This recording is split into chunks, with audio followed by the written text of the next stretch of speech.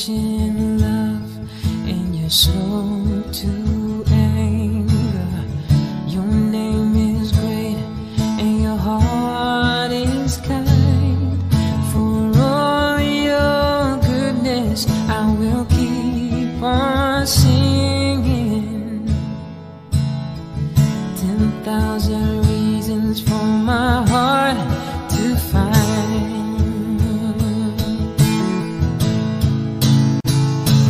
Bless the Lord, oh my soul, oh my soul, worship His holy name.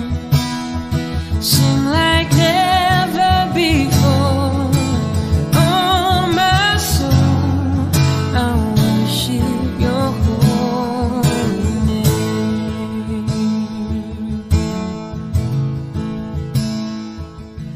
And on that day when my strength is failing, the end draws near and my time has come, still my voice will sing Your praise unending. 10,000 years and then forevermore.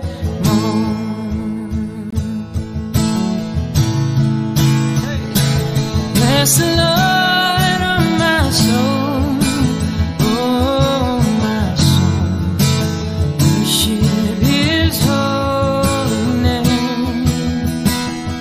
Sing like never before, oh my soul, I worship Your holy name. Bless the Lord, oh my soul, oh my soul, worship His holy name. Sing like never before, oh my soul, I worship Your holy name. Lord, I worship Your holy name. Lord, I worship Your holy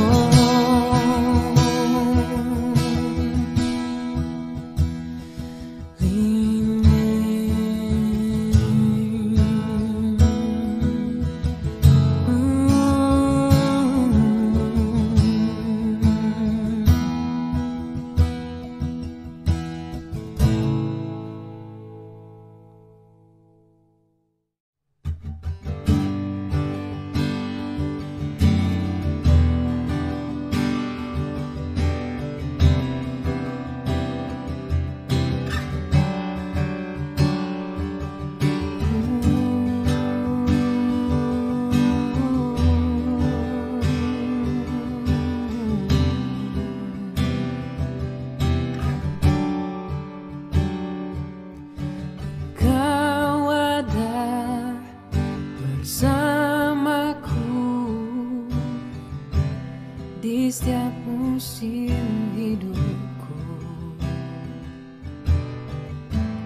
Tak pernah Kau biarkan ku sendiri.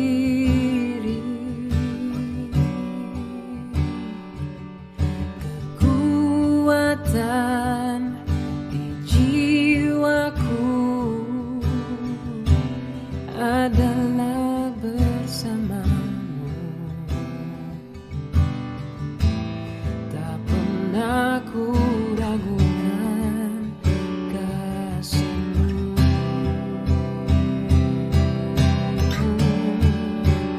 Bersamamu Bapa, ku lewati semua perkenananmu yang teguhkan hatiku. Engkau yang bertindak memberi pertolongan anugerah-Mu besar melimpah bagiku.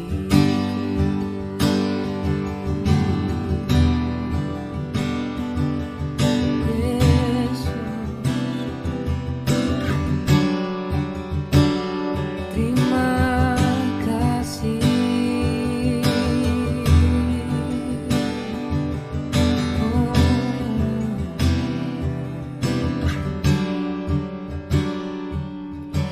Kau ada bersamaku.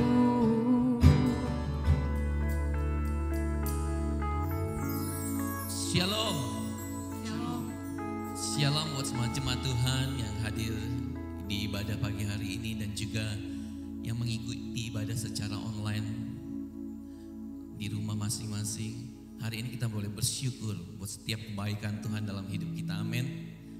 Dan jika tidak lupa, saya hari ini mengucapkan gongsi pacai buat setiap kita yang merayakannya.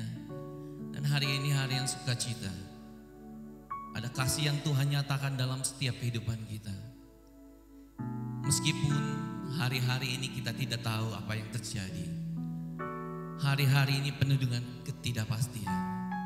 Tapi ada satu pribadi yang memberikan kepastian buat setiap kita, yaitu Yesus Kristus. Amin. Mari setiap kita boleh menaruh harap kita. Kita mau menaruh segala pengharapan kita pada Yesus Kristus Tuhan kita. Bapa, terima kasih Tuhan buat pagi hari ini. Hari yang indah ini Tuhan. Hari di mana kami boleh bersekutu bersama di tempat ini.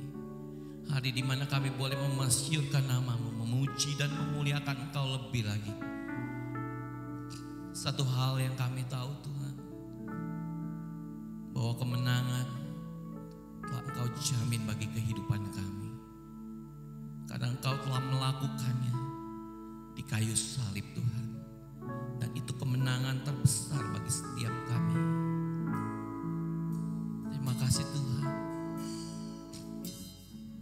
Kami mau memuliakan-Mu lebih lagi.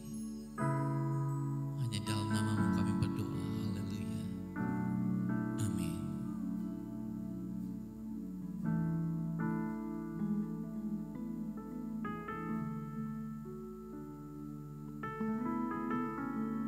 Tuhan, ini ungkapan kami.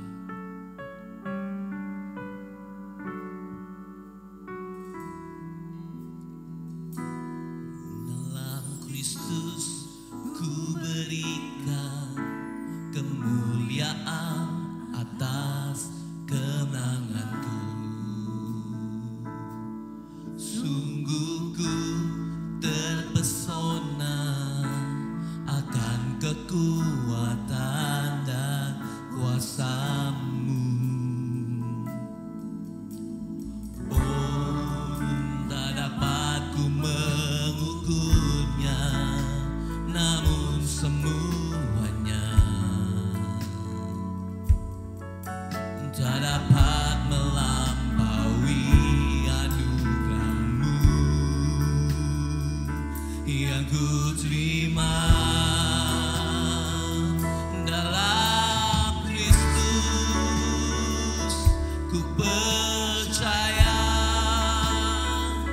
ada kemuliaan di balik salib-Mu.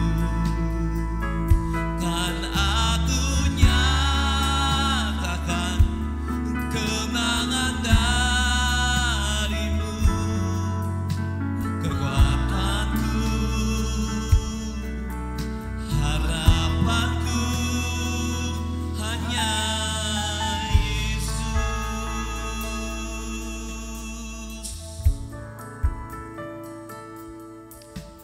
Kristus ku berikan kemuliaan atas kemenanganku.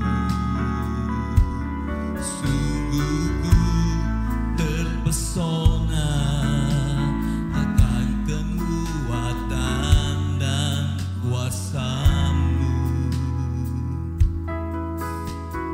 Oh, tak dapat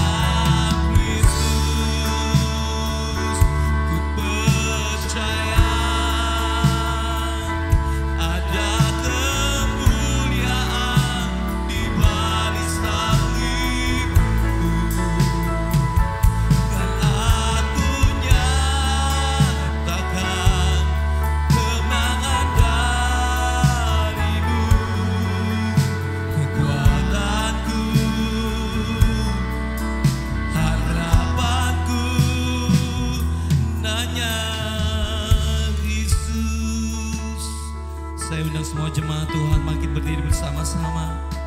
Dan yang di rumah juga yang menyaksikan secara online, mari kita memuji Dia. Katakan, dalam Kristus,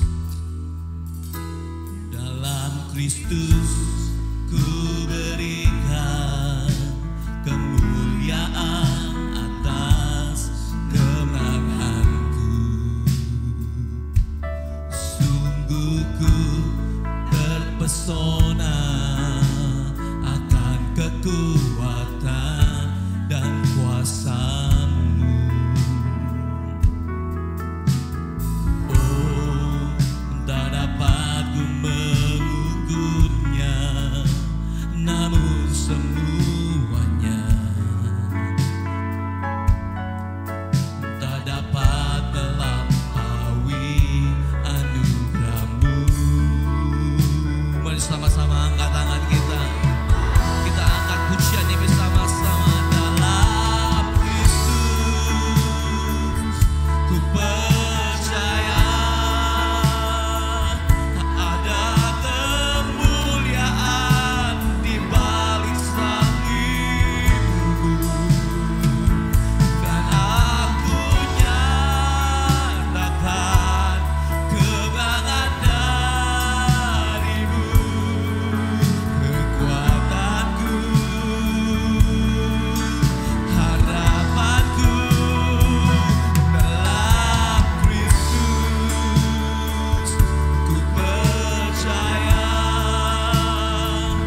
ada kemuliaan di balik salib, dan aku nyatakan kemenangan dari-Mu. Kekuatanku, lebih lagi akan Dia. Dalam Kristus ku percaya, katakan ada kemuliaan Dia di balik salib, dan aku nyatakan kemenangan dari-Mu. Kuatanku, dan aku nyatakan, karena aku nyatakan kemenangan dari-Mu. Kekuatan, harapan, kekuatanku,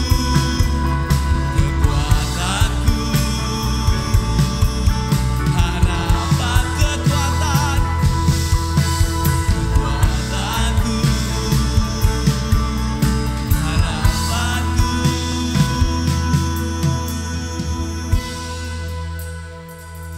Hanya Kristus.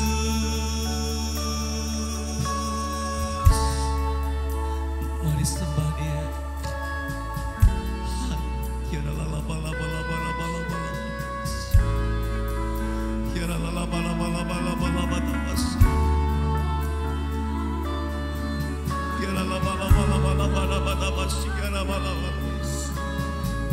Hanya dalam Yesus ada kemenangan.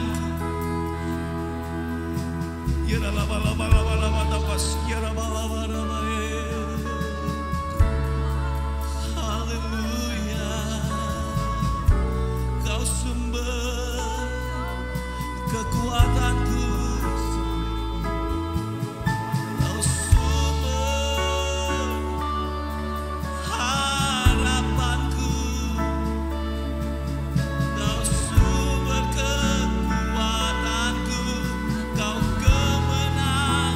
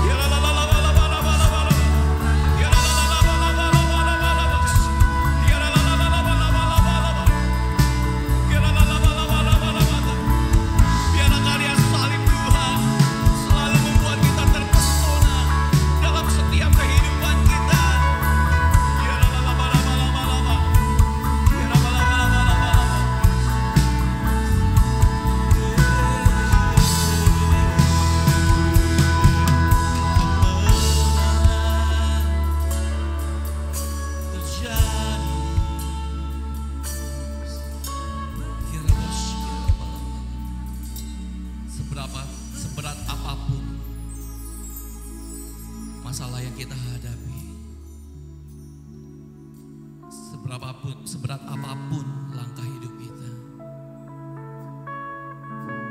pandang Yesus. Hanya pandang Yesus. Karena ada kekuatan yang baru. Karena ada harapan yang baru yang Tuhan berikan. Itu yang membuat kita menang. Ada kuasa yang Tuhan nyatakan dalam hidupmu. Itu yang memberikan kita kemenangan. Lebih dari setiap yang kita hadapi. Sama-sama dengan iman kita. Kita boleh angkat tangan tinggi-tinggi. Kita mau angkat suara kita lebih lagi ya.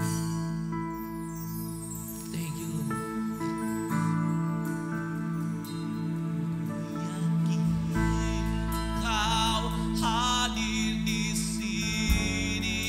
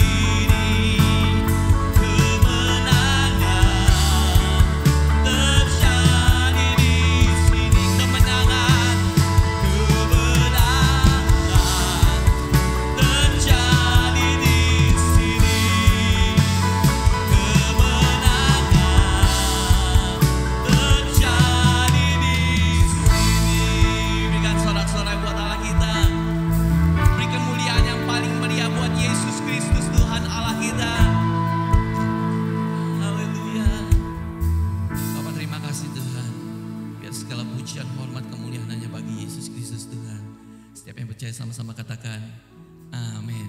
Kita percaya bahwa di dalam dunia ini ada satu nama yang sanggup melawan segalanya, yang menang atas segalanya, yaitu nama Yesus. Amin. Nama siapa? Yesus. Nama Yesus. Amin. Katakan nama Dia dahsyat di atas segalanya.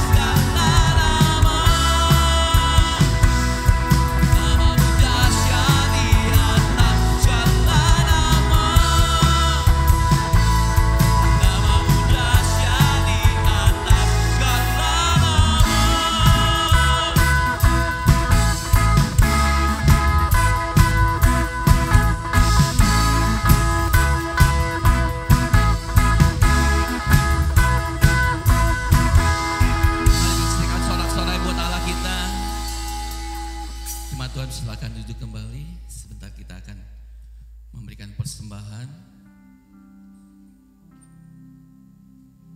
Mari kita sama-sama siapkan persembahan kita, persiapkan hati kita. Bapak surga, terima kasih Tuhan buat hari ini. Terima kasih buat segala kebaikan-Mu Tuhan dalam hidup kami. Ini saatnya kami Tuhan mau menabur. Biar setiap apa yang kami berikan Tuhan boleh memberikan kebergunaan dan Tuhan bagi pekerjaan-Mu di mana-mana, bagi pekerjaan-Mu di tempat ini khususnya. Terima kasih ya Bapa, hanya di dalam nama-Mu Tuhan kami telah berdoa dan mengucap syukur. Amin.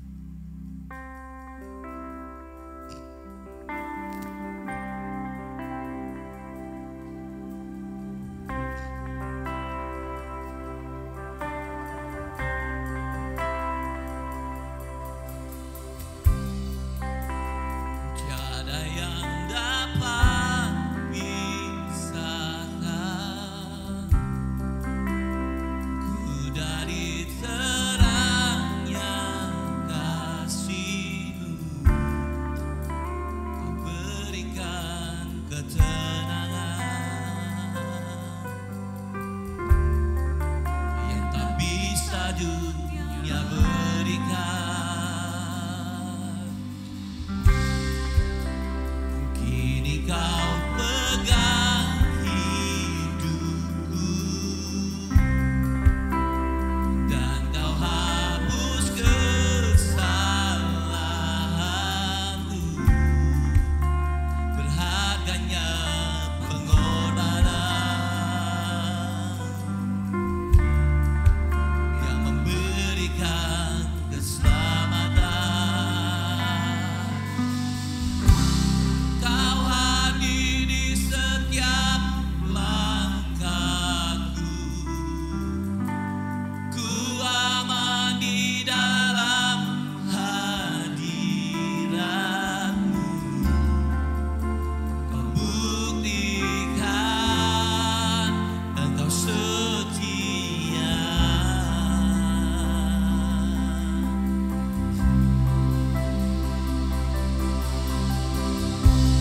Kan ku angkat tinggi tanganku, tanda ku berserah kepadamu. Selamanya Engkau setia. Mari semua undang semua jemaat Tuhan untuk bangkit berdiri bersama. Tak ada yang dapat pisahkan ku dari terangnya kasih-Mu.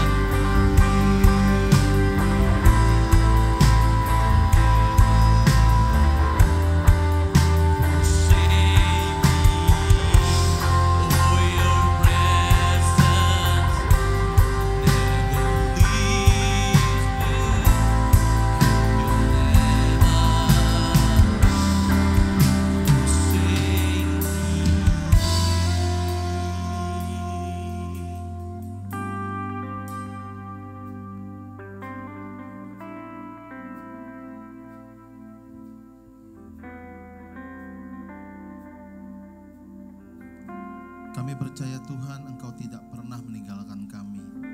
Kami percaya Engkau selalu hadir dalam setiap langkah hidup kami Tuhan, dalam setiap musim kehidupan. Oleh karena itu Tuhan, kami bersyukur pagi hari ini. Terima kasih buat kasih, kebaikan dan anugerah Tuhan. Pagi hari ini kami bisa menikmati hadirat Tuhan. Kami bisa menikmati lawatan Tuhan. Sebentar kami rindu sampaikan isi hati Tuhan melalui kebenaran firman-Mu. Dan biarlah sungguh-sungguh firman-Mu merupakan jawaban atas pergumulan hidup kami. Firman-Mu merupakan jawaban Tuhan atas segala hal yang kami sedang hadapi hari-hari ini. Karena kami tahu Tuhan, Engkau Allah yang mengetahui setiap kehidupan kami. Terima kasih Bapa, berbicaralah dan kami siap dengar firman Tuhan dalam nama Yesus. Amin. Oke, silakan duduk. Shalom, selamat pagi. Masih dalam suasana Sintia, jadi masih Facoy Ang Paunaloy. Oke, baik, kita langsung saja saudara. Pagi hari ini ada sebuah pesan Tuhan yang mau disampaikan buat kita semua. Saya beri judul jangan salah fokus. Ya, ada bahasa anak muda, salfok, artinya salah fokus. Jadi pesan Tuhan pagi hari ini kepada kita semua adalah jangan salah fokus. Ya, saudara, apa yang dimaksud dengan salah fokus? Salah fokus adalah sebuah akronim, saudara. Jadi yang digunakan untuk mengungkapkan keadaan seseorang yang perhatiannya atau fokusnya teralihkan oleh sesuatu yang seharusnya tidak ia perhatikan. Sekali lagi, seseorang yang perhatiannya teralihkan kepada sesuatu yang seharusnya tidak ia perhatikan. Ya, ini adalah sesuatu hal yang sering terjadi, bahkan mungkin setiap hari seringkali kita mengalami ini, ya, salah fokus. Atau ada juga istilah sekarang gagal fokus. Jadi udah salah fokus, gagal fokus, double-double. Nah, saudara, contohnya apa ya? Contohnya gini loh, saudara. Saat kita lagi bekerja misalnya, saat kita lagi melakukan sesuatu, terus kemudian, pernah nggak saudara ngalamin saudara lagi bekerja atau lagi belajar atau melakukan sesuatu, tiba-tiba ada seseorang di samping saudara yang lagi ngobrol. Ya, waktu saudara mengerjakan itu, lalu di samping saudara ada orang lagi ngobrol, yang terjadi justru saudara nggak bisa lagi fokus kepada apa yang saudara sedang kerjakan, saudara justru tertarik fokusnya atau tertarik perhatiannya kepada apa yang sedang diobrolkan. Ya, jadi saudara lagi gini, begitu orang itu ngobrol, saudara bisa jawab ini, bukan begitu maksudnya, terus sini lagi. Nah, kira-kira itu saudara, itu mulai salah fokus, ya. Atau saudara, kalau saudara perhatikan di dalam dunia olahraga, sering kali terjadi ada seseorang yang mencoba mengalihkan fokus lawannya sehingga waktu dia tidak bisa fokus atau salah fokus, dia jadi memperoleh keuntungan karena lawannya salah fokus. Kalau saya perhatikan di dunia basket, di dunia sepak bola, biasanya kalau ada tendangan kalau ada tendangan penalti atau basket itu kalau lagi ada penaltinya gitu saudara, itu kalau misalnya di bagian belakang itu ada lawan, biasanya mereka mengeluarkan sejenis balon gitu ya kayaknya ya, yang besar tuh digoyang-goyangin gini saudara ya. Tujuannya agar dia nggak bisa fokus atau salah fokus. Nah, ini terjadi kepada banyak hal di dalam kehidupan kita. Nah, lalu hubungannya apa saudara dengan firman Tuhan?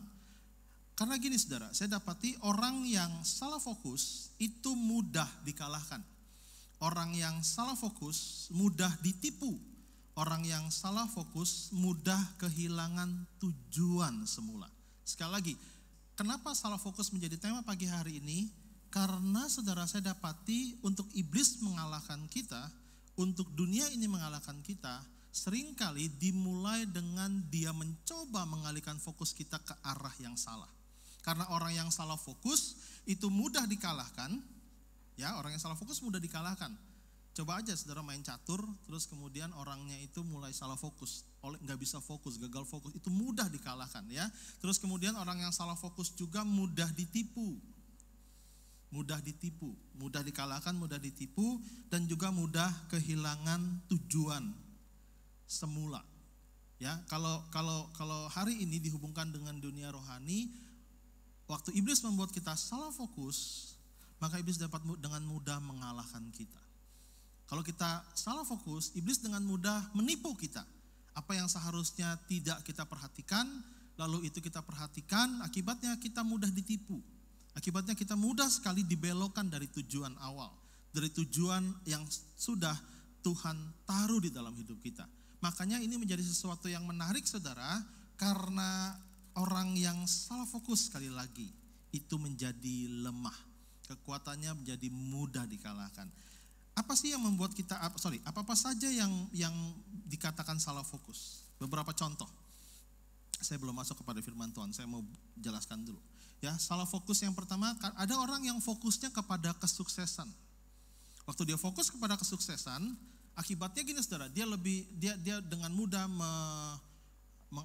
menyingkirkan segala kebenaran firman Tuhan, dia menyingkirkan segala hal-hal yang dia belajar dari Tuhan, karena dia yang penting bagi dia adalah kesuksesan. Orang yang fokusnya kepada kesuksesan, yang fokusnya pokoknya mengejar kesuksesan, dia bahkan bisa melupakan pertemanan, dia bisa melupakan pelayanan, dia bisa melupakan firman Tuhan, dia bisa melupakan banyak hal, karena fokus hidupnya hanya kepada kesuksesan. Apakah sukses salah? Enggak, sukses enggak salah. Tapi bagaimana engkau sukses, itu menentukan betul atau benar atau tidak hidupmu. Sukses enggak salah. Sukses itu adalah sesuatu yang juga Tuhan mau dikerjakan, yang Tuhan mau kerjakan dalam hidup kita. Tetapi caranya bagaimana, itu yang menentukan apakah kita tetap jadi benar atau salah. Tapi orang yang fokus hanya kepada kesuksesan, dia akan menghalalkan segala cara. Dia mau tipu, dia bisa lukai orang, dia bisa sakiti orang, dia bisa tipu orang, tujuannya agar dia bisa sukses. Itu yang salah ya. Lalu ada orang hari-hari ini saudara, yang sering terjadi adalah fokus kepada masalah. Ya, jadi masalah itu menjadi fokus utama dia. Makanya hari-harinya penuh dengan pergumulan terus. Karena apa? Karena dia fokus kepada masalah. Ya saudara, sesuatu yang kecil ketika diletakkan di depan sesuatu yang besar, bisa saja fokus kita teralihkan kepada sesuatu yang kecil. Setuju nggak dengan pernyataan saya? Oke, sekali lagi, sesuatu yang kecil diletakkan kepada sesuatu yang besar, bisa saja membuat kita justru lebih fokus kepada hal yang kecil. Kalau saudara punya uang koin, silakan keluarkan uang koinmu, lalu taruh uang koinmu itu di depan matamu, dan bandingkan dengan saya. Saudara akan lebih fokus kepada uang koin itu dibandingkan dengan saya, padahal saya badannya pasti lebih besar daripada uang koin itu. Jadi sekali lagi, kita bisa salah fokus, bahkan untuk sesuatu yang kecil. Karena apa? Karena fokusmu itu adalah keputusanmu. Banyak hari-hari ini orang fokus kepada masalah. Sampai akhirnya saudara, segala sesuatu yang dipikirkan hari-hari adalah masalah. Kenapa? Karena dia fokus kepada masalah. Ya. Terus kemudian ada lagi orang yang fokus kepada uang. Fokusnya kepada uang, apalagi dihubungkan dengan pandemi ini mulai fokus kepada uang. Ada lagi orang yang fokus kepada tawaran-tawaran dunia. Ya, jadi fokusnya kepada tawaran-tawaran dunia. Nah, oke, sekarang kita akan mulai masuk kepada kebenaran firman Tuhan tentang jangan salah fokus. Mazmur pasal yang ke-16. Mari kita buka Mazmur pasal yang ke-16.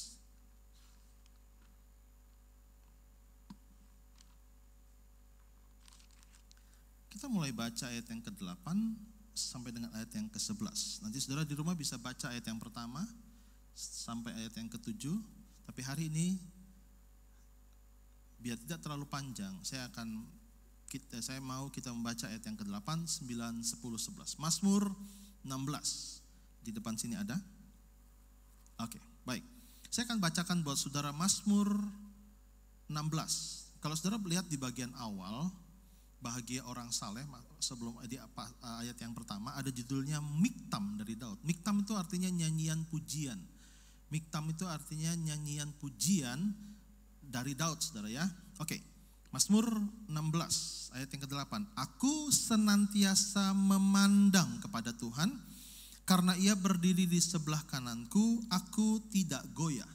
Sebab itu hatiku bersukacita dan jiwaku bersorak-sorak, bahkan tubuhku akan diam dengan tentram. Sebab engkau tidak menyerahkan aku ke dunia orang mati dan tidak membiarkan orang kudusmu melihat kebinasaan. Engkau memberitahukan kepadaku jalan kehidupan, di hadapanmu ada sukacita berlimpah-limpah, di tangan kananmu ada nikmat senantiasa. Saudara, saya akan beri sedikit latar belakang Mazmur 16 ini. Saudara, Daud, raja, tetapi banyak menghadapi cobaan, ujian dalam hidupnya. Dia mengalami dikhianati, dia mengalami dikejar-kejar situasi-situasi yang enak, dia mengalami hal-hal yang buruk, saudara. Bahkan pada orang-orang yang dia percayakan, bahkan pada orang-orang yang dia kasihi, Daud mengalami itu. Ya, terus kemudian Daud hidup di masa di mana saat itu terjadi penyembahan berhala. Ya, bukan hanya kepada orang-orang di luar suku Israel, tapi saudara, bahkan bangsa Israel sendiri seringkali terpecah-pecah. Ya, jadi kadangkala gimana-gimana dia menyembah Tuhan, tapi kadangkala gimana-gimana dia menyembah berhala. Makanya di ayat yang keempat, Daud mengungkapkan tentang hal ini. Bertambah besar kesedihan orang-orang yang mengikuti Allah lain. Aku tidak akan ikut mempersembahkan korban curahan mereka yang dari darah, juga tidak akan menyebut-nyebut nama mereka di bibirku. Jadi saudara, Daud menulis ini bukan dalam kondisi baik-baik saja. Daud tidak menulis ini di saat kondisi lagi senang. Jadi dia tidak memandang kepada Allah di saat kondisi dia lagi senang. Tapi Daud menulis Miktam ini, saudara, di saat-saat yang sulit dari hidupnya. Di saat-saat di mana dia mengalami pengkhianatan, di saat-saat dia mengalami mau dihancurkan oleh para musuhnya, di saat-saat dia mengalami situasi yang dalam tanda kutip tidak kondusif dalam hidupnya. Daud menulis ini. Dan Daud menulis ini sebagai sebuah rahasia bagaimana Daud bisa menjadi seorang yang kokoh, menjadi seorang yang terus-menerus menikmati kebaikan Tuhan. Bagaimana Daud bisa menjadi seorang yang terus-menerus tetap kuat. Jadi ini adalah sebuah rahasia bagaimana Daud berhasil dalam hidupnya. Ya, di bagian awal di ayat yang ke-8 Daud menulis ini. Aku senantiasa memandang kepada Tuhan. Daud enggak salah fokus, saudara. Di saat apapun terjadi dalam hidupnya, Daud senantiasa fokus untuk memandang kepada Tuhan. Hari ini, berapa banyak di antara kita sekali lagi sering dikalahkan karena kita suka memandang kepada hal-hal yang lain dalam hidup kita. Hari ini saudara buka media sosial dipenuhi dengan berbagai tawaran. Media sosial hari ini, kalau saya buka saudara, kalau saya lihat, pertama akan dipenuhi oleh hal-hal yang buruk, masalah. Dipenuhi dengan bencana alam, dipenuhi dengan COVID, dipenuhi dengan apa lagi, dengan kesukaran demi kesukaran, dipenuhi dengan kejahatan demi kejahatan. Terus media sosial hari-hari ini dipenuhi dengan gaya hidup ya, yang menawarkan, yang membuat kita tertarik bahkan untuk mengambil jalan pintas untuk memperoleh gaya hidup yang orang lain ajukan. Media sosial bahkan hari-hari ini saudara dipenuhi dengan segala caci maki. Saya seringkali menemukan di media sosial ada orang-orang yang caci maki melalui medsos, dipenuhi dengan hal-hal seperti itu. Media sosial hari-hari ini bahkan lebih banyak dipenuhi dengan hal-hal yang negatif dibanding hal-hal yang positif. Nah saudara, waktu kita terus memandang ke arah yang salah, maka dengan mudah kita melakukan hal-hal yang salah. Nah waktu kita membiarkan diri kita terus terfokus kepada hal itu, saudara, yang terjadi adalah kita dapat dengan mudah dikalahkan. Tetapi Daud memberi kepada kita sebuah rahasia, yaitu dia senantiasa memandang kepada Tuhan. Pandangannya dia selalu fokus kepada Tuhan, baik di saat senang maupun di saat susah, di saat dia menghadapi hal-hal yang buruk, bahkan di saat-saat keberhasilannya saudara. Kalau saudara perhatikan baik-baik, kalau Daud pulang habis berperang dan habis mengalami kemenangan besar, Daud itu masuk ke dalam kotanya bagi saya ini hal yang luar biasa. Dia menang perang, ya, dia menang dengan gilang-gilang. Waktu dia masuk ke kotanya, apa yang dia lakukan? Dia menari-nari, dia melompat-lompat di hadapan rakyatnya untuk menunjukkan bahwa dia tahu sumber kemenangannya adalah Tuhan sendiri. Jadi Daud itu hidupnya senantiasa fokus kepada Tuhan. Ya, saudara, Daud tahu dengan pasti di ayat yang ke-8, Tuhan selalu berdiri di sampingnya. Daud tahu dengan pasti Tuhan gak pernah meninggalkan dia di dalam setiap situasi hidupnya, sehingga Daud tahu kemana dia harus fokus.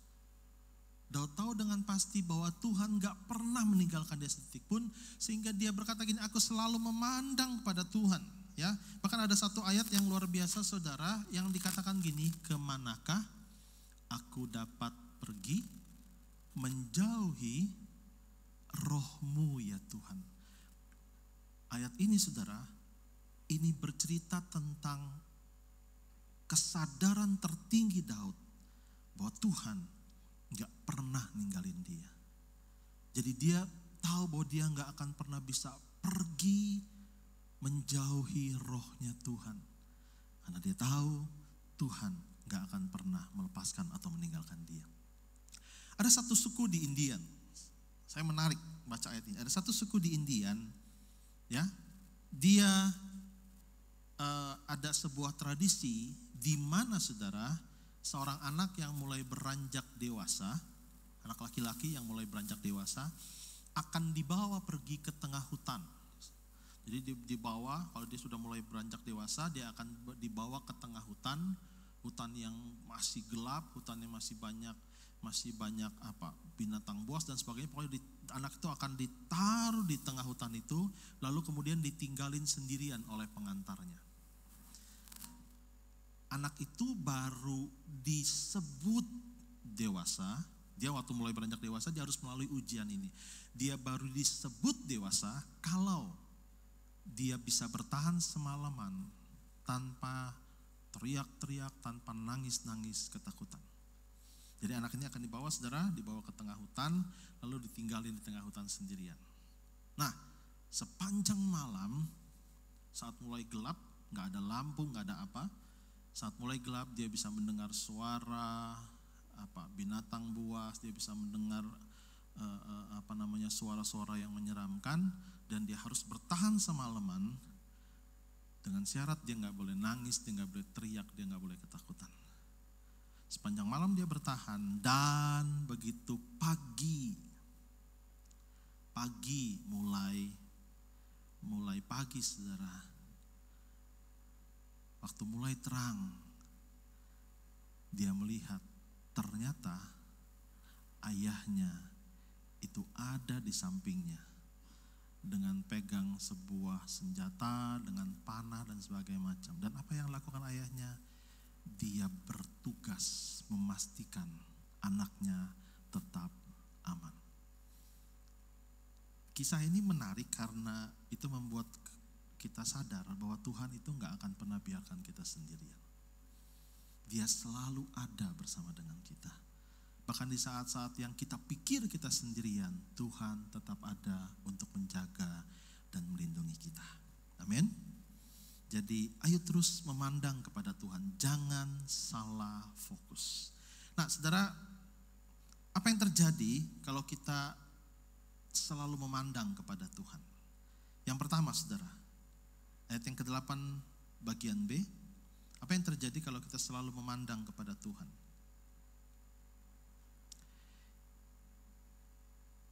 Karena ia berdiri di sebelah kananku, ayat yang ke-8 bagian B, aku tidak goyah. Orang yang selalu memandang kepada Tuhan, maka Tuhan menjadi sumber kekuatan di dalam hidupnya. Sekali lagi, orang yang selalu memandang kepada Tuhan, dia akan mendapati Tuhan itu akan menjadi sumber kekuatan dalam hidupnya. Yesaya 40 ayat yang ke-29. Tolong dibuka Yesaya 40 ayat yang ke-29. Yesaya 40 ayat yang ke-29.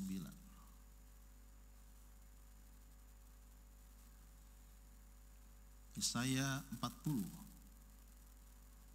ayat yang ke-29. Firman Tuhan begini saudara, Dia memberi kekuatan kepada yang lelah dan menambah semangat kepada orang yang tiada berdaya.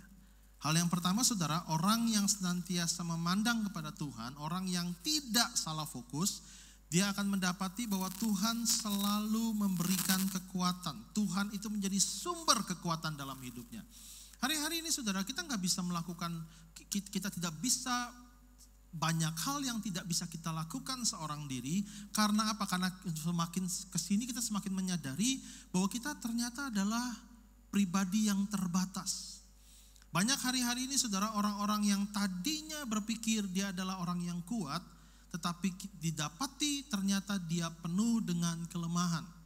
Saudara, orang yang senantiasa fokus kepada Tuhan, dia tahu Tuhan menjadi sumber kekuatan di dalam hidupnya.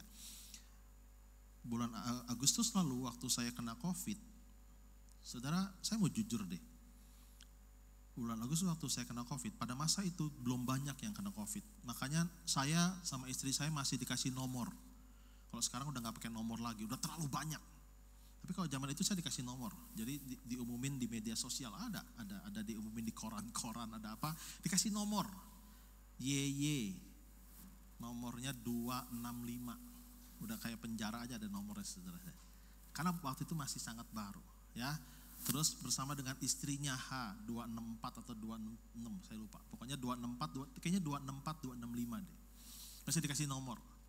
Saudara, saya seorang hamba Tuhan, saya seorang pengkhotbah, saya seorang yang berdoa, saya seorang yang tahu banyak firman Tuhan. Tapi jujur ya, waktu kena COVID, sawan juga. Loh, serius.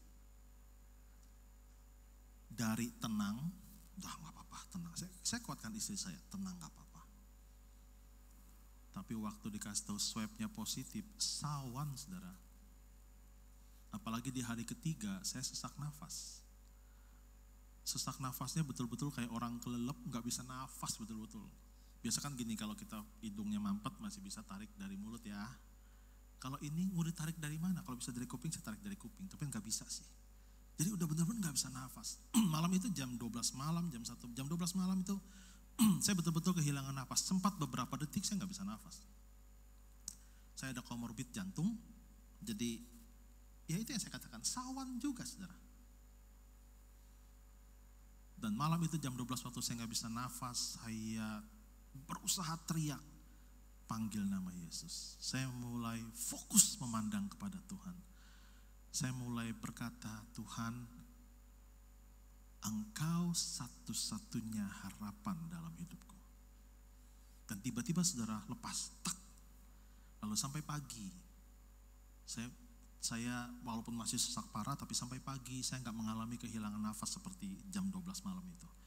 Besok paginya saya dibawa ke rumah sakit dan saya harus dirawat 19 hari. Awal-awalnya, sekali lagi, awal-awalnya yang saya katakan tadi, ya sawan juga.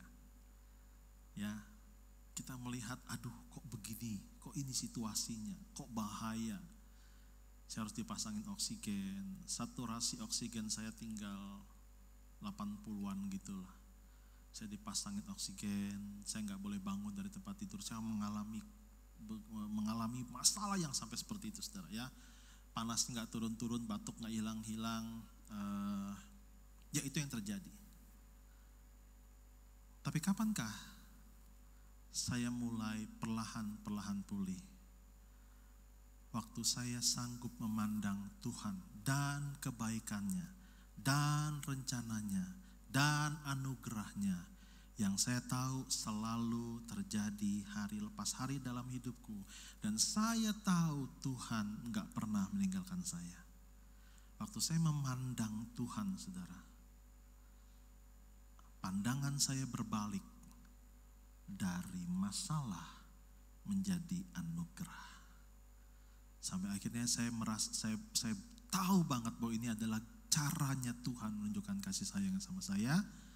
Saya ada pernah khotbah beberapa bulan yang lalu tentang berdua saja dengan Tuhan. Sekali lagi, dari masalah, dari paradigma saya ini adalah sebuah masalah, Tuhan ubah paradigma saya menjadi ini adalah sebuah anugerah. Makanya lahirlah khotbah berdua saja dengan Tuhan.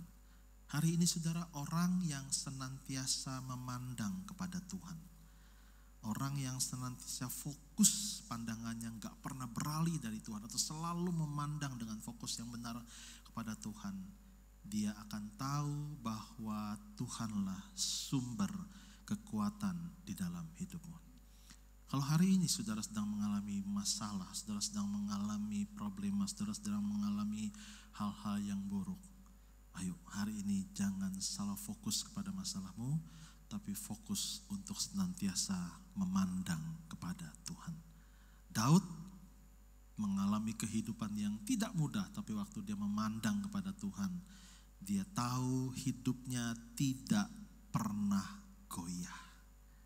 Ya, karena ia berdiri di sebelah kananku, kata Daud, dan aku tidak goyah.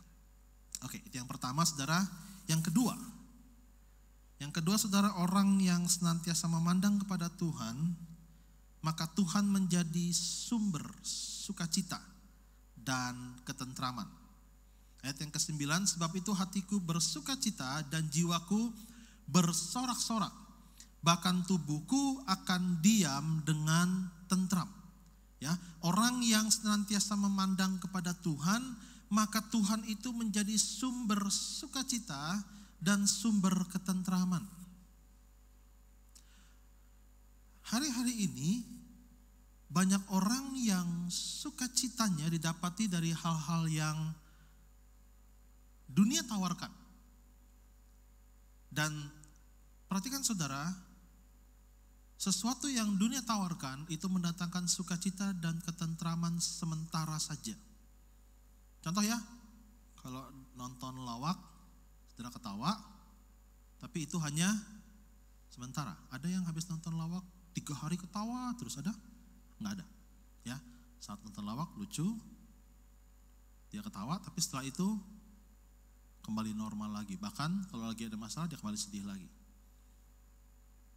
Saudara, waktu saya kena COVID, di hari-hari pertama saya mencoba menghibur diri saya dengan nonton lawak.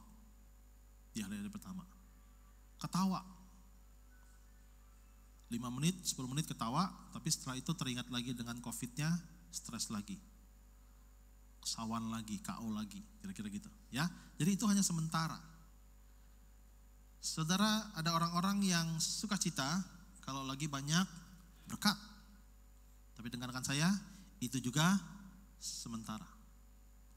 Ada orang yang bersukacita kalau lagi ketemu dengan teman-temannya, sekali lagi itu juga hanya sementara.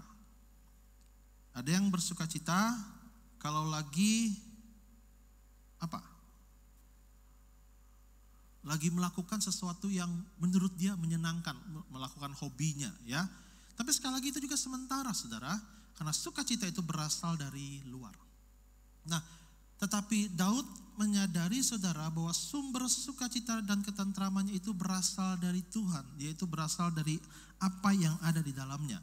Kalau saudara perhatikan Mazmur 16 saudara, kalau saudara baca ayat ini dengan lengkap, saudara mengetahui bahwa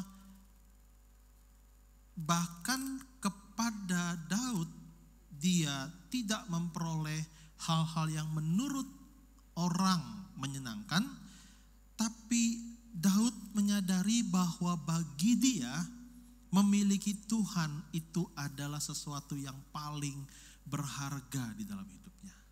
Ya, Daud menyadari bahwa banyak orang-orang yang suka dengan kesenangan lain, tapi bagi Daud saudara, memiliki Tuhan itu sangat-sangat cukup baginya. Makanya dia tidak teralihkan saudara, waktu ada orang-orang yang mencoba menawarkan atau bahkan ada orang-orang yang berkata bahwa dia memperoleh sesuatu waktu dia menyembah kepada Allah lain, Daud tidak tertarik dengan hal itu. Saudara, Jadi Daud menyadari waktu dia bersama dengan Tuhan, maka itu adalah sukacita yang berasal dari dalam dirinya, dan dia berkata itu sudah cukup bagiku. Suatu hari ada seorang pelukis, dia melukis. Ada 2 orang pelukis yang dipanggil oleh seorang raja dan disuruh melukiskan apa yang dimaksud dengan sukacita dan damai sejahtera. Pelukis yang pertama melukis tentang seorang yang sedang memancing di danau yang teduh, di danau yang tidak ada ombak, di danau yang sangat tenang, lalu tidak panas, terik, banyak pohon, suasananya tidak hujan dan sebagainya. Dan dia berkata itulah sukacita dan damai sejahtera. Tapi ada seorang pelukis yang lain, saudara, yang melukis sebuah air terjun di tengah hujan deras, air terjun, lalu air terjun sangat deras, ada hujan deras, tapi di balik situ, saudara, ada sebuah lubang di mana di situ ada seekor burung yang sedang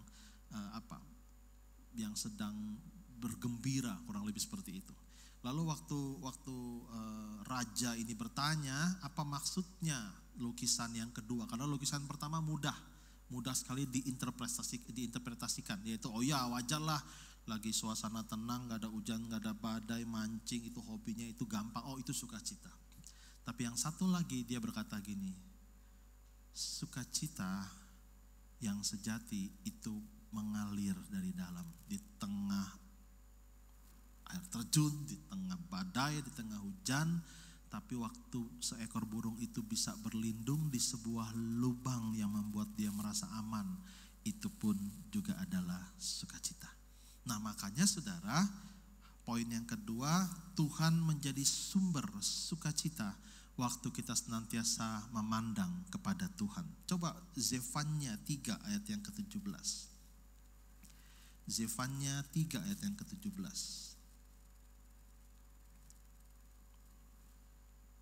Kali ini saya mau saudara baca sama-sama. Zefanya 3 ayat yang ke-17. Sudah ketemu? Baca sama-sama ya. 1, 2, 3. Tuhan Allahmu ada di antaramu. Terus sebagai pahlawan yang memberi kemenangan. Ia bergirang karena engkau dengan sukacita. Terus ia membaharui engkau dalam kasihnya. Ia bersorak-sorak karena engkau dengan sorak-sorai.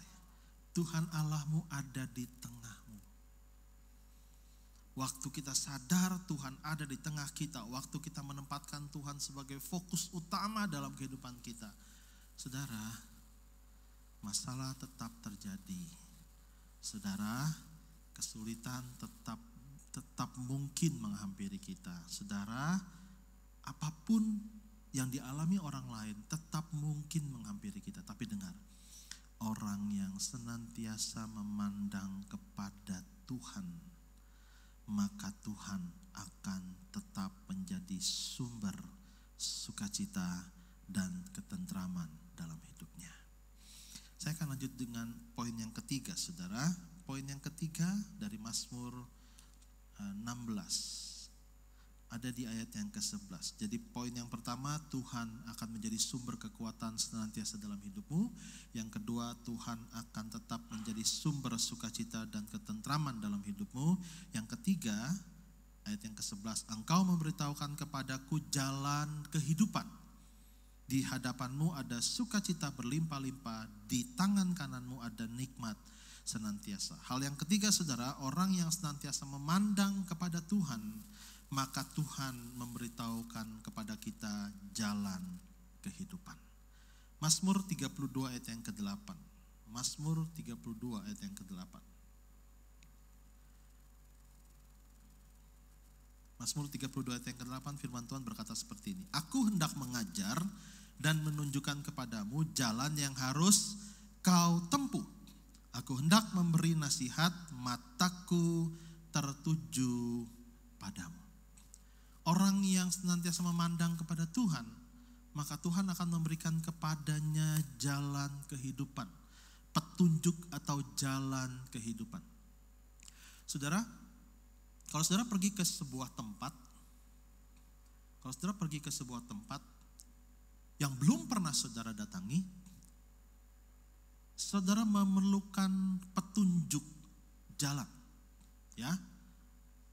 Kalau enggak, nyasar. Saudara, kalau saudara seorang yang mengendarai mobil atau juga mengendarai motor, saya punya banyak pengalaman yang buruk dengan map atau GPS atau petunjuk. Saudara pernah ngalamin kayak saya nggak ya? Jadi kita di aplikasi HP kita sekarang ada petunjuk, ada Google Maps, ada Waze. Saudara pernah pakai itu? Pernah pakai itu ya? Saya nggak tahu kalau saudara, tapi saya pernah beberapa kali mengalami kejadian yang buruk. Udah ngikutin, jalan buntu. Ternyata jalan motor dia itu sebagai jalan mobil. Ya, itu di Jakarta kayak gitu. Bahkan saudara, waktu saya pelayanan dengan seorang teman ke daerah Jambi. Jadi kami dari daerah bukan Bengkulu ya, Padang, kami mau pindah, akan ada beberapa camp, kami pindah ke Jambi, Muara Bungo. Saudara, kita dibawa masuk, pertama kali bagus, tambah lama tambah mulai jelek jalannya. Tapi si GPS itu dengan yakin terus kira-kira gitu saudara ya, terus sampai suatu saat tambah lama tambah jelek jalanan tanah. Kita lihat ke sana hutan-hutan, lalu nanya sama orang yang di situ, Pak, kita nih mau ke sini, bisa lewat sana enggak? Pak, jangan Pak, muter Pak, itu mau di sana jalannya nggak bisa dilalui mobil. Bapak kalau di sana Pak, Bapak pasti nggak bisa lewat, itu jalanannya sangat buruk. Nah saudara, alat secanggih GPS saja itu bisa membuat kita masuk ke jalan yang salah. Ke Bandung, waktu mencari sebuah tempat, mobil itu dibawa, di ujung itu hanya jembatan kecil yang bisa dilalui motor doang. Waktu saya mau belok balik, waktu saya mau putar balik, itu GPS kayak ngomel-ngomel, kurang lebih gini, lanjut terus, kira-kira gitu dalam bahasa Indonesia saudara ya. Jangan putar balik, lanjut terus. Gantian kita yang ngomel, sok tahu lu, kira-kira gitu saudara. Nah, ternyata lebih mudah melalui atau menemukan sebuah tempat, menemukan sebuah jalan dengan orang yang sudah pernah atau beberapa kali ke tempat itu. Setuju gak dengan saya? Iya ya, lebih mudah saudara, karena dia tahu bisa sih lewat sini, tapi jalan kaki, kira-kira gitu saudara ya. Kalau bawa mobil harus lewat situ, dia tahu dengan jelas. Walaupun ada teknologi, tapi dia dapat mudah, orang yang sudah pernah itu dia tahu. Bahkan gini, jangan lewat jam sekian, masih macet, keren banget saudara. GPS nggak tahu macet, dia cuma kasih merah, tapi nggak pasti. Tapi kalau orang yang sudah pernah, dia tahu. Kalau lewat ke sini, lewat sini jam sekian. Kalau masih jam sekian, enaknya lewat sana. Dia tahu dengan jelas mengarahkannya. Nah saudara, hal yang luar biasa, orang yang senantiasa memandang kepada Tuhan. Tuhan janji dia akan memberitahukan jalan kehidupan kepada kita. Dia yang punya dunia ini, dia sumber kehidupan dalam dunia ini, menunjukkan atau memberikan kepada kita jalan kehidupan. Syaratnya apa? Ayo terus fokus sama Tuhan. Ayo terus fokus kepada Tuhan, maka engkau akan mendapati Tuhan akan memberitahu kepadamu jalan-jalan kehidupan. Dan dapat dipastikan waktu kita mengikuti jalan yang Tuhan arahkan saudara, maka dapat dengan mudah kita menemukan tujuan kita. Maka kita dapat mudah menemukan tempat atau sesuatu yang kita mau capai dalam hidup kita. Bahkan Tuhan tahu kapan hal atau waktu yang terbaik untuk kita menemukan atau untuk kita sampai kepada setiap destiny atau rencana yang Tuhan sudah buat dalam hidup kita. Bapak Ibu Saudara, pagi hari ini mari cek kehidupanmu. Hari ini kita masih fokus sama Tuhan atau enggak? Hari ini engkau lebih fokus kepada hal-hal di luar Tuhan atau enggak?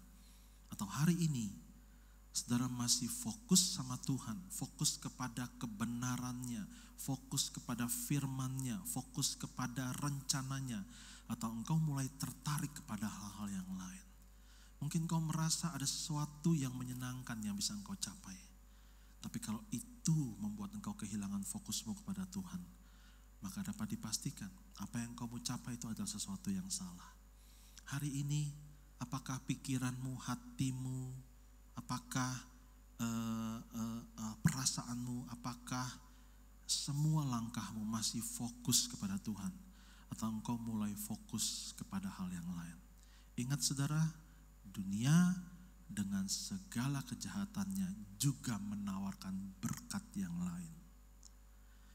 Hari ini saya dapati, dengar baik-baik, setiap hari dunia, setiap hari iblis sedang terus menawarkan kepada kita fokus yang lain. Kalau engkau mau berhasil, kalau engkau mau beruntung, kalau engkau mau melihat hal-hal yang baik dalam hidupmu, maka hari ini pesan saya, jangan salah fokus. Tetap fokus kepada Tuhan dan firman-Nya, tetap fokus kepada Tuhan dan kebenarannya. Maka Tuhan akan selalu menjadi sumber kekuatanmu, Tuhan akan menjadi sumber sukacita dan ketentramanmu, Tuhan akan menunjukkan jalan kehidupan buat saudara dan saya, sehingga dapat dipastikan saudara, kita akan mencapai setiap hal yang baik yang Tuhan sudah rencanakan dalam hidup kita. Amin. Mari kita bangkit berdiri.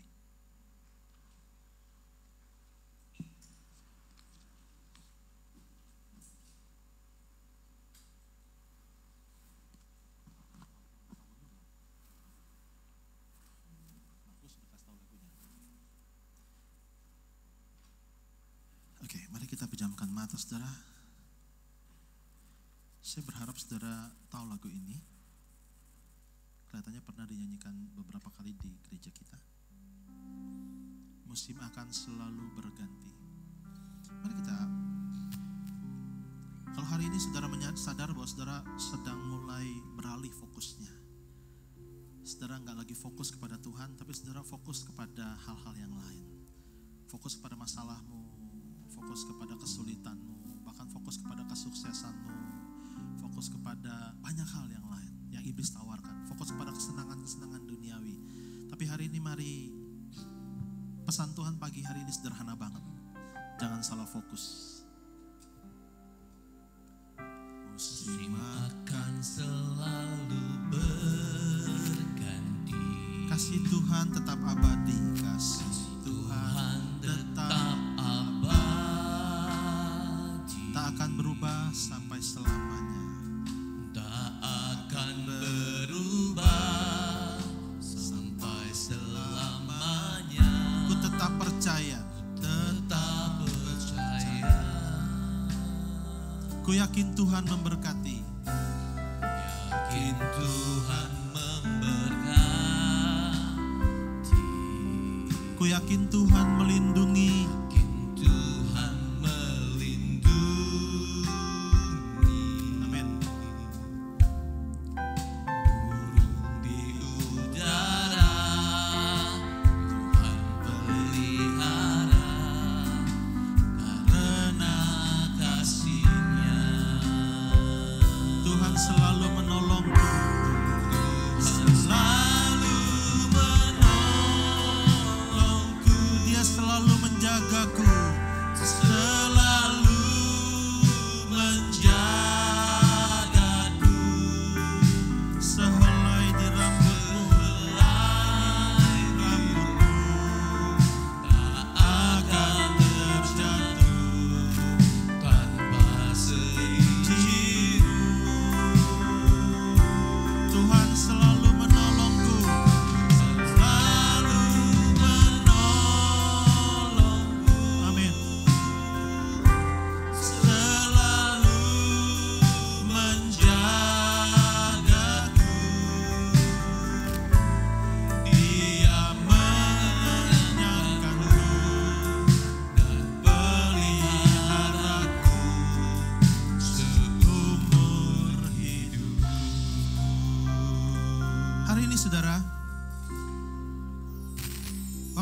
menempati pesan ini untuk khotbah hari ini, saudara, saya merasa bahwa banyak di antara kita hari ini baru kita sadar bahwa selama ini kita mulai salah fokus. Kita mulai fokus kepada hal-hal yang bersifat duniawi. Kita fokus kepada hal yang bersifat kesenangan belaka. Kita fokus kepada hal yang bagi kita itu sesuatu yang menyenangkan. Tapi kita lupa, saudara, bahwa orang yang salah fokus mudah dikalahkan, mudah ditipu, mudah dihancurkan, mudah dialihkan pandangannya. Mari hari ini cek dirimu, saudara. Mari cek dirimu, apakah hari ini tanpa engkau sadar selama ini engkau mulai salah fokus. Engkau mengejar hal yang salah, engkau fokus kepada hal yang salah. Sekali lagi, salah fokus adalah suatu kondisi di mana orang memperhatikan sesuatu yang seharusnya tidak dia perhatikan. Di mana seseorang mengejar sesuatu yang seharusnya dia tidak kejar. Bahkan hari ini, seringkali hal ini terjadi kepada para hamba-hamba Tuhan, para pelayan Tuhan. Orang-orang yang sudah mapan, orang-orang yang merasa bahwa dia sudah tahu semuanya. Tapi iblis mulai memancing, dunia mulai menawarkan fokus kepada hal yang lain. Sampai suatu hari kita dapati, ternyata kita mulai dikalahkan, kita mulai ditipu, kita mulai dialihkan. Mari hari ini datang sama Tuhan. Biarlah kita senantiasa memandang kepada Tuhan. Menaruh Tuhan senantiasa menjadi fokus utama dalam kehidupan kita. Jangan biarkan kesuksesan mengalihkanmu. Jangan biarkan masalah mengalihkanmu. Jangan biarkan hal-hal yang buruk lainnya membuat saudara mulai tertarik untuk mengejar fokus yang lain. Tapi mari datang sama Tuhan. Dan sejak hari ini mari kita sadar untuk kita selalu fokus hanya kepada Tuhan dan firman-Nya dan kebenaran-Nya. Maka dia akan menjadi sumber kekuatan senantiasa dalam hidupmu. Dia menjadi sumber sukacita dan ketentraman dalam hidupmu. Dan dia akan senantiasa menunjukkan kepadamu jalan-jalan kehidupan yang memastikan dirimu melihat hari-hari depan yang penuh dengan harapan. Tuhan selalu menolong. Amin Tuhan. Selalu menjagaku. Sehelai rambutku tak akan terjatuh tanpa seizin.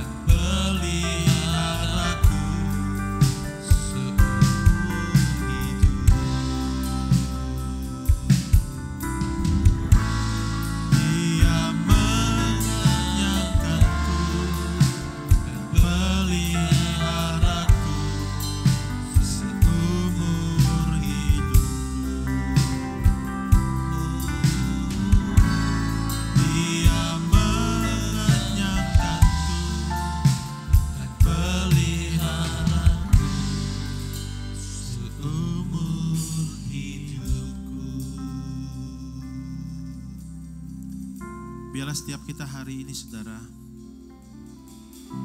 mulai kembali fokus kepada Tuhan. Karena kita percaya hanya Dia yang sanggup menolong kita, menguatkan kita, memberikan kepada kita sukacita, memberikan kepada kita arahan dan jalan kehidupan. Jangan biarkan fokusmu teralihkan kepada hal yang lain. Aku senantiasa memandang kepada Tuhan karena tahu itu rahasia keberhasilan Daud. Bapak terima kasih buat pesan Tuhan pagi hari ini. Ampuni kami Tuhan, kalau kami seringkali melihat kepada hal yang lain. Kami seringkali fokus kepada hal yang lain. Kami seringkali tergoda untuk mengalihkan fokus kami kepada hal yang lain selain daripada Tuhan. Tapi hari ini firman yang begitu sederhana ini mengingatkan kami Tuhan, untuk kami tetap fokus kepada Tuhan, untuk kami senantiasa memandang kepada Tuhan dalam setiap langkah kehidupan kami, dalam setiap keputusan yang kami ambil, dalam setiap hari-hari dalam hidup kami. Biarlah Tuhan senantiasa menjadi yang utama dan terutama dalam hidup kami. Biarlah kami tidak mengejar hal-hal yang bersifat kesenangan kami belaka, tapi bagi kami mengejar dan memiliki Tuhan, itu adalah hal yang paling berharga dalam hidup kami. Terima kasih buat pagi ini Tuhan Yesus. Pesan Tuhan begitu jelas. Pesan Tuhan begitu sederhana Tuhan, agar kami tidak lagi membiarkan diri kami salah fokus. Terima kasih Tuhan, memberkati setiap jemaat yang hadir, juga jemaat yang menyaksikan tayangan melalui streaming atau YouTube. Biarlah setiap kami Tuhan hari-hari ini terus fokus kepada Tuhan, agar kami senantiasa memiliki kekuatan baru dalam hidup kami, agar kami senantiasa memiliki sukacita, damai sejahtera dan ketentraman dalam hidup kami, agar kami juga senantiasa memiliki arahan yang jelas, jalan-jalan kehidupan yang harus kami lalui bersama dengan Tuhan.